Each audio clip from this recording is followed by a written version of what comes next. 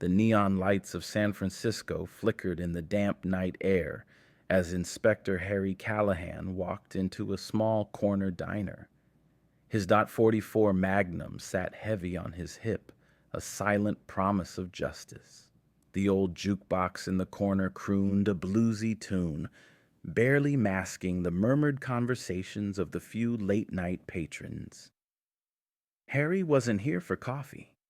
He had been tailing a lead, a slimy drug dealer named Ricky Sugar Malone, who had been flooding the city with a new batch of poisoned heroin. Over a dozen dead junkies, including a couple of high school kids, made this personal.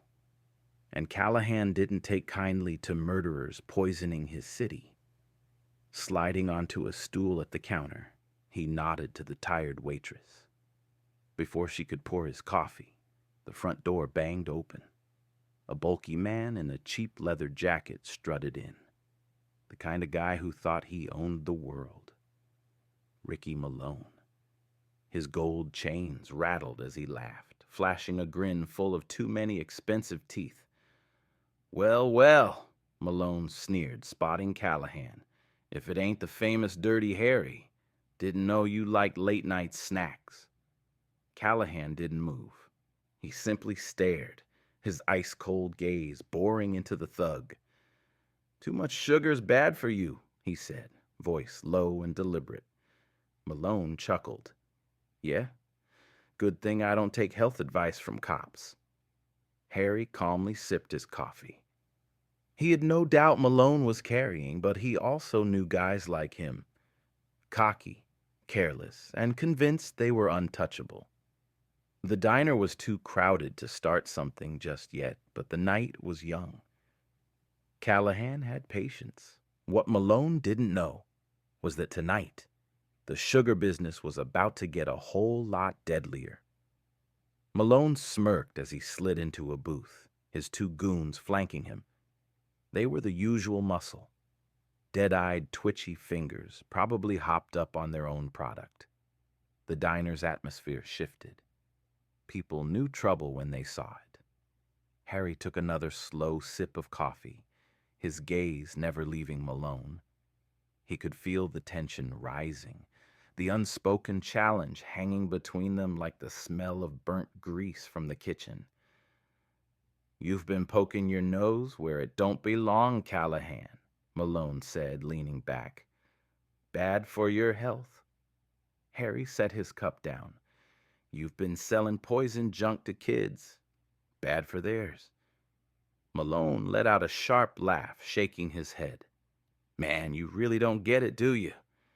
This city's mine. You're just a relic, a washed-up cowboy in a world that don't need sheriffs no more." Harry didn't blink. "Funny. Last I checked, drug dealers still end up in body bags." The goon to Malone's left shifted, his hand moving toward his jacket. Harry caught the motion. Too fast, too nervous. Amateurs. "Don't," Harry warned, his voice carrying the weight of a man who had put down more criminals than he could count. The room was silent. Even the jukebox had stopped playing, as if the machine itself didn't want to interfere. Malone grinned, enjoying the moment. "Relax, Callahan. We're just here for a meal. Ain't that right, boys?" The goons chuckled, but their eyes remained sharp, their hands too close to steel. Harry exhaled through his nose. He could end this now. Drop Malone where he sat, but too many innocent people were around. He had to wait. Let Malone think he had control. But in reality, he was already a dead man. Harry didn't need a crystal ball to see where this was going. Malone was too arrogant, too sure that his money and muscle made him untouchable. But Harry had seen his kind before. They always made the same mistake, underestimating him. The diner's old clock ticked loudly in the silence. The waitress, sensing the storm brewing, quietly slipped into the kitchen. A few patrons hurried out, their instincts screaming at them to leave. The only ones who stayed were the ones who mattered.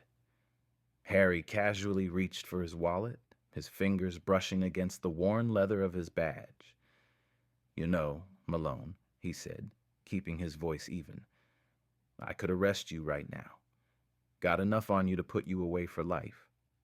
Malone snorted. "That right?" "Yeah." Harry tossed a folded paper onto the table. Malone unfolded it, his smirk faltering as he scanned the document. A federal warrant. No bail, no loopholes, just cold, hard prison bars. "You son of a—" Malone's hand darted toward his jacket. Harry was faster. In one smooth motion, he flipped the table over, sending Malone's coffee and half-eaten pie flying. His .44 Magnum was out before the thought even registered in Malone's skull. Boom! The first shot tore through the goon on the left, sending him crashing into the booth. The second thug barely got his gun halfway up before Harry's second bullet found his chest. Malone dove sideways, yanking his pistol free as he hit the floor. Dishes shattered, chairs scraped against linoleum as he scrambled for cover. Harry moved like a predator, his steps slow and measured. He could hear Malone breathing, panicked behind the counter. "You know," Harry said, his voice calm, "too much sugar really's bad for you." Malone popped up, gun raised. Harry fired first. One shot, center mass. Malone staggered, disbelief in his eyes as blood bloomed across his designer shirt. He slumped against the counter, wheezing. Harry holstered his gun, stepping over the wreckage. He crouched beside Malone, looking him in the eye. "Guess you should have cut back." Malone gasped, gurgled, and went still. The diner was silent. Harry stood, tossing a few bills on the counter. "For the mess," he muttered to the stunned waitress peeking from the kitchen. Then, without another word, he walked into the night. The red and blue flash of police lights bathed the diner in an eerie glow as backup finally arrived. Detective Briggs stepped out of an unmarked car, his expression a mix of frustration and reluctant admiration. "Jesus, Harry," Briggs muttered, surveying the wreckage. "You just can't have a quiet night, can you?" Harry stood near the curb, lighting a cigarette. He took a slow drag before answering. "Guess not." Briggs sighed, rubbing his temples. "That's 3 bodies in one night. Internal Affairs is gonna have a field day." Harry exhaled smoke, watching it swirl into the cold night air.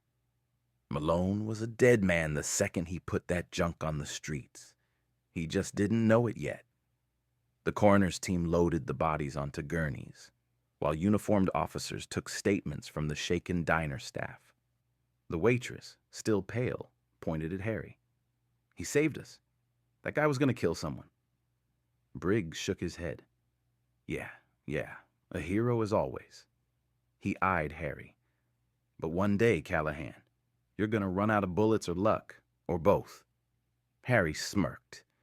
"Then I guess I better make each shot count."